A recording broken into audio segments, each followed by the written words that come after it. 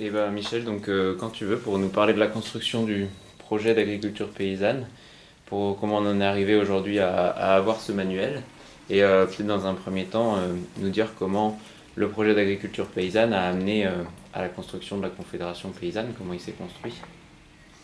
Mais en fait, il faut remonter, je dirais qu'il faut remonter jusqu'aux années 60. Les années 60, c'était les années de la modernisation de l'agriculture. Il y avait un consensus au niveau notamment des jeunes paysans du CNJA et de la JAC pour impulser une modernisation au niveau de l'agriculture. Donc il y avait un consensus à ce niveau. Mais assez vite, il y a eu des visions différentes et des divergences sur les effets de cette modernisation, et notamment une idée qui s'est développée et qui a été portée par les courants qui plus tard allaient créer la Confédération paysanne, et qui consistait à dire que cette modernisation elle n'était pas neutre et qu'elle se faisait sur l'exclusion d'une partie des paysans et qu'il fallait en permanence exclure des paysans pour que les autres puissent ou espèrent s'en sortir. Et donc à partir de là, il y a eu deux visions de ce processus-là. D'une part, la vision portée par la FNSEA notamment, qui a toujours et qui avait à l'époque aussi une foi inébranlable sur cette modernisation, en disant que par essence et par définition, cette modernisation elle est positive, et que les paysans, s'ils se démerdent bien, s'ils sont formés, s'ils sont de vrais chefs d'entreprise, ils vont s'en sortir. Et ceux qui ne sont pas capables de s'en sortir, eh bien, il faut les accompagner éventuellement vers la sortie. En tout cas, c'est normal que tout le monde ne s'en sorte pas. Et ceux qui avaient une autre vision et qui plus tard allaient être les fondateurs un peu de la Confédération paysanne, disaient que cette modernisation, dans sa structure, dans sa logique, était mauvaise, parce qu'elle exigeait toujours, comme je le disais, le départ, l'exclusion, l'élimination des paysans. Et le moteur était l'élimination des paysans. Il fallait passer par là pour que les autres s'en sortent.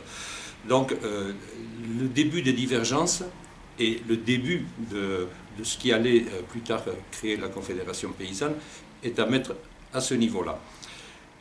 Et puis après ça, ça a pris la forme, des formes plus structurelles. En fait, on peut dire que l'unité syndicale, c'est une exception dans l'histoire de la paysannerie.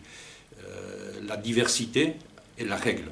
Et donc, cette vision d'une autre agriculture, éventuellement d'un processus de modernisation, mais qui soit profitable à tous les paysans, a été portée par des courants internes à la FNSEA, d'abord internes à la FNSEA, au CNJA, et puis qui se sont structurés à l'extérieur aussi. Donc il y a eu des structures départementales qui ont quitté la FNSEA. Il y a eu la création de la CNSTP, le syndicat des travailleurs paysans. Donc là, on est dans les années 80, début des années 80. Il y a eu la FNSP qui était au départ une tendance interne à la FNSEA, une tendance d'opposition interne à la FNSEA qui s'est structurée en dehors ensuite. Et c'est le regroupement de tous ces mouvements-là, de travailleurs paysans, de la FNSP, de syndicats départementaux qui étaient plus ou moins autonomes, qui se sont regroupés pour créer la Confédération paysanne en 87. Voilà, rapidement, cette histoire syndicale qui est intimement liée à l'histoire d'un système de production et à l'histoire d'un développement agricole. Donc la notion de développement agricole et la notion de syndicat, c'est-à-dire la notion plus politique des choses, étaient dès le départ imbriquées. Merci beaucoup, super. Et donc du coup on arrive en 87 avec le nom d'agriculture paysanne qui est choisi pour dénommer cette autre agriculture qui va refuser la modernisation et l'exclusion des paysans. La Confédération paysanne se donne comme objectif de construire et de définir plus précisément quel sera ce projet d'agriculture paysanne. Est-ce que tu peux nous expliquer comment se passe la construction à partir de 87? Oui, alors déjà en 87, la création de la Confédération paysanne Et donc le nom de la Confédération paysanne, comme l'identité et l'appellation de ce nouveau syndicat, porte dans son sous-titre l'essentiel du programme syndical et l'essentiel du projet agricole. Pour une agriculture paysanne et la défense de ses travailleurs, tout est concentré dans ce sous-titre. Alors, pour une agriculture paysanne, c'est le projet de ce qu'on va définir plus tard, l'agriculture paysanne. Mais c'est le choix d'un type d'agriculture, c'est l'affirmation aussi qu'il y a des systèmes agricoles qui sont favorables aux paysans et à l'ensemble des paysans, et il y a des systèmes agricoles qui éliminent des paysans, comme on l'a vu tout à l'heure. Donc cette notion d'agriculture paysanne, c'est une dimension développement quelque part du projet agricole, des systèmes de production, et l'autre partie du sous-titre, la défense de ces travailleurs, c'est la dimension strictement politique et certainement fondamentalement syndicale, c'est-à-dire que le type d'agriculture que l'on veut doit être au service des paysans, doit maintenir les paysans, doit amener des garanties aux paysans. Alors ça se traduit par des revendications très concrètes, notamment autour du revenu agricole, par des formulations, des travaux qui ont été faits sur des systèmes qui permettent de garantir le revenu, comme le quantum, c'est-à-dire des prix garantis, rémunérateurs pour un volume de production donné par un paysan, mais aussi la revendication d'un statut paysan, etc. Donc, le projet, il a été construit comme ça. Et tout au long de l'histoire, et notamment avec la Confédération paysanne, il y a ces deux faces de la même médaille, la dimension développement, système de production, et la dimension politique, garantie de revenus, défense des paysans, etc. Et donc, à partir de là, s'est posée une question essentielle. Quand on parle d'agriculture paysanne, on parle de quoi? Et longtemps, au début, enfin longtemps, mais en tout cas pendant un certain temps, au début, l'agriculture paysanne a été définie comme l'opposé de l'agriculture industrielle, de l'agriculture intensive. C'est-à-dire, on avait une définition par la négative. L'agriculture paysanne, c'est l'agriculture qui n'est pas industrielle, c'est l'agriculture qui n'est pas intensive. C'était le premier niveau de définition que l'on a donné. Mais ensuite, on a vite remarqué, on a pris conscience qu'on ne pouvait pas fonctionner longtemps sur une définition par la négative, et surtout qu'on ne pouvait pas faire de vulgarisation, de formation et d'identification uniquement par le rejet de ce qu'on ne veut pas, et qu'il fallait donc arriver à une définition positive. Et là, il y a eu de gros travaux au niveau syndical, et aussi, parce que la FADER existait déjà très rapidement après la mise en place de la Confédération paysanne, pour arriver à cette définition positive. Et cette définition positive, elle a eu 3 temps. Il y a eu un premier temps qui s'est matérialisé par des rencontres nationales de l'agriculture paysanne à Saint-Lô. C'était le premier grand rendez-vous national pour tenter de définir cette agriculture paysanne. Et là, ont été mis en avant, au cours de ces rencontres-là, des démarches individuelles de paysans qui, dans leurs fermes, étaient sur des systèmes plus autonomes, des systèmes qui répartissaient aussi l'outil de travail entre plusieurs actifs, des systèmes qui dégageaient de la valeur ajoutée, qui respectaient la nature, etc. Donc, on a mis en avant des démarches individuelles. Et puis ensuite, il y a eu une deuxième rencontre nationale à Vaugué, en Ardèche. Et donc là, il s'agissait d'aller au-delà des démarches individuelles, et ont été mises en avant les démarches collectives.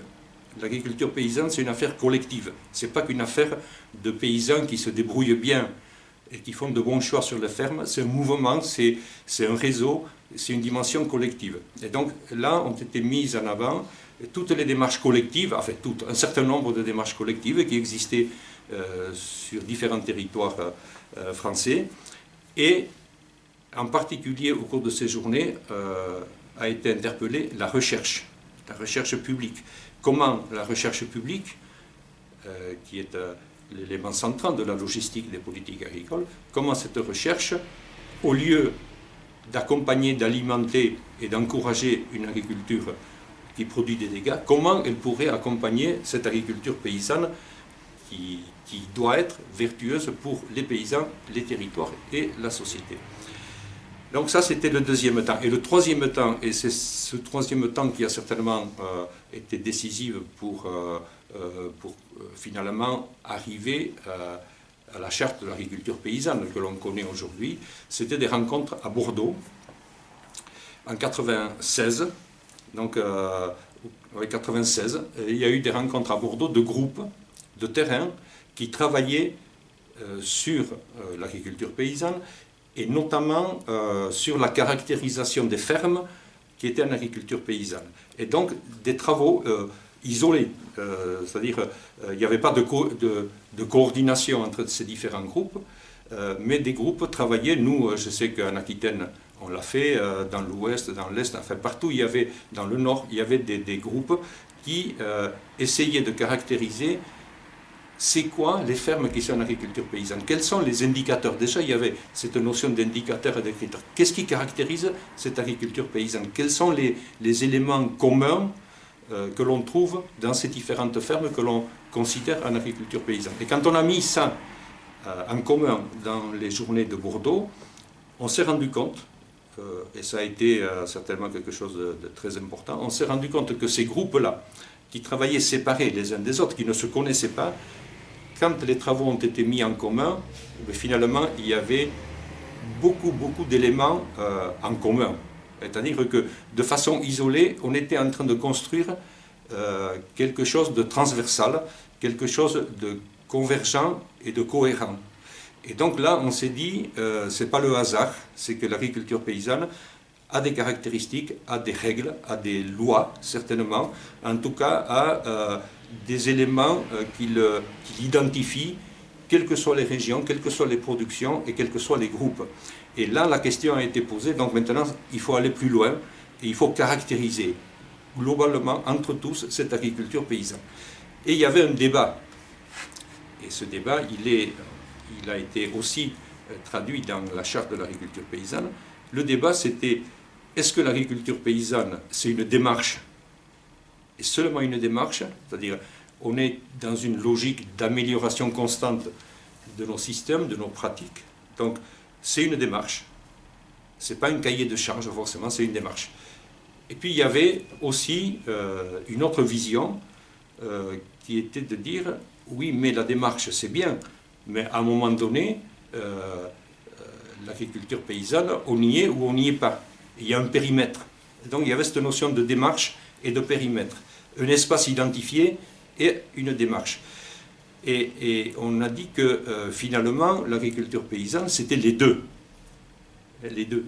Ce n'est pas un périmètre, ce n'est pas seulement un périmètre, ce n'est pas seulement des gens qui sont arrivés et puis à côté il y a des gens qui n'y sont pas. C'est pas seulement ça, c'est des gens qui sont peut-être qui sont avancés, qui sont assez loin peut-être dans la démarche agriculture paysanne, mais qui ont toujours besoin de progresser. Et puis, personne n'est exclu de l'agriculture paysanne. Et même ceux qui sont hors périmètre, pour parler de façon schématique, même ceux qui sont hors périmètre, ils ne sont pas exclus, ils sont éligibles à l'agriculture paysanne, et c'est la notion de démarche qui est importante par rapport à ça. Et donc, quand on a travaillé à peu près pendant 2 ans sur la définition, sur l'approfondissement de ces notions-là, finalement, la notion de démarche a pris la forme des 10 principes de l'agriculture que l'on connaît aujourd'hui, et qui sont un élément constitutif de la charte de l'agriculture paysanne. Donc la démarche se matérialise dans la charte par les 10 principes. Donc c'est ces 10 principes qui constituent d'une certaine façon la ligne d'horizon, la boussole vers laquelle il faut tendre. Donc ça c'est la démarche. Et puis après le périmètre, c'est-à-dire la définition et puis l'identification de pratiques plus précisément en agriculture paysanne, c'est la grille d'analyse avec les systèmes, les critères, les indicateurs. Et là, on prend le scanner de la ferme, quelque part la radiographie de la ferme, pour voir où elle se situe par rapport à l'agriculture paysanne, à l'optimum de l'agriculture paysanne. Et donc ça, c'est la notion de périmètre. Et donc ces deux aspects-là ont été travaillés et ont produit ce que l'on connaît depuis, la charte de l'agriculture paysanne. Et cette charte de l'agriculture paysanne, avec sa grille d'analyse, elle porte en elle, en même temps, pas de façon séparée, mais de façon, j'allais dire, transversale, elle porte les dimensions sociales, par exemple avec la notion de répartition des volumes de production, la notion, l'un des thèmes de l'agriculture paysanne d'ailleurs, c'est la répartition, c'est la place qu'occupe chaque paysan pour tenter de vivre de son métier, et la place que prend chaque paysan, mais la place qu'on laisse aussi aux autres, si on veut des paysans nombreux. Donc il y a la dimension sociale, il y a la dimension économique. La dimension économique, c'est une définition qu'on a innovée aussi par rapport à la notion économique, parce que souvent, et même encore aujourd'hui, l'efficacité économique est mesurée avec, par le biais des volumes de production. Plus on produit à l'hectare, à l'animal ou à l'actif, et plus on serait économiquement efficace. Or, la définition de la dimension économique, pour nous, c'était la capacité de dégager de la valeur ajoutée. Quelle richesse on crée quand on produit 1 kilo de blé, 1 kilo de lait, 1 kilo de viande, ou 1 kilo de fruits ou de légumes. C'est ça le fondement de l'efficacité économique, c'est la capacité de dégager de la valeur ajoutée, donc la capacité d'être sur des systèmes plus autonomes, plus économes, etc. Et puis après, évidemment, il y a la dimension environnementale, et donc qui se caractérise notamment avec la charte de l'agriculture paysanne, par le travail avec la nature, mais ça aussi c'est transversal. Tout ça c'est transversal, et tout ça est lié. Si on est pour la répartition, par exemple, qui est fondamentalement sociale, si on est pour la répartition et pour des paysans nombreux, c'est pas seulement pour défendre les intérêts des paysans en tant que travailleurs de la terre, c'est pas seulement pour ça, c'est que c'est la conviction, et qui est démontrée tous les jours dans les faits, c'est que pour avoir une agriculture territorialisée, qui utilise au maximum les ressources locales, il faut du monde, il faut des paysans. Moins il y a de paysans, et plus ça sera difficile d'utiliser les ressources locales, moins il y a de paysans, et plus ça sera difficile de faire la qualité de l'alimentation qu'on produit, etc. Donc, tout est lié, il n'y a pas de contradiction. Hein, voilà. Alors, il y a quelquefois compétition, c'est-à-dire que il faut trouver un compromis entre les différents thèmes, entre les différents critères, mais ça c'est convergent. Il faut trouver un compromis convergent. Voilà, et donc l'agriculture paysanne est née comme ça, et elle est essentiellement sur les fondamentaux, et elle est validée, même si elle est depuis régulièrement amendée, enrichie.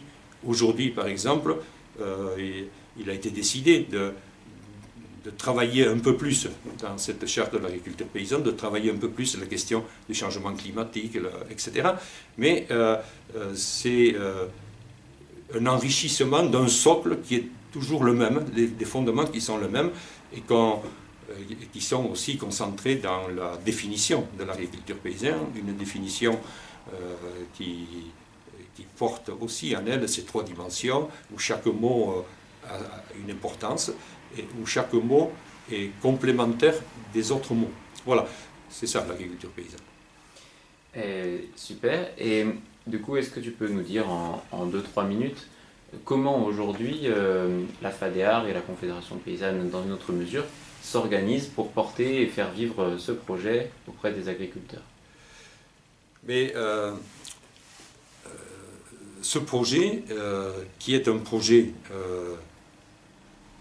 qu'on peut classer, enfin qu'on pourrait placer au moins dans le domaine des systèmes de production ou du développement,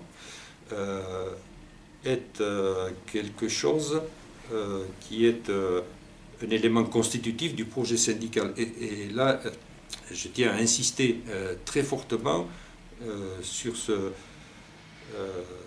sur cet élément-là, à savoir que notre projet agricole, ce pourquoi la Confédération paysanne lutte, travaille tous les jours, ce projet agricole, respectueux des paysans, des consommateurs et de la terre, et des autres paysans du monde, évidemment. Ce projet-là doit être porté par doit avancer sur deux pieds, j'allais dire. Le pied syndical, le pied politique, la revendication syndicale, la lutte politique pour les prix, pour le statut, pour les droits des paysans, etc.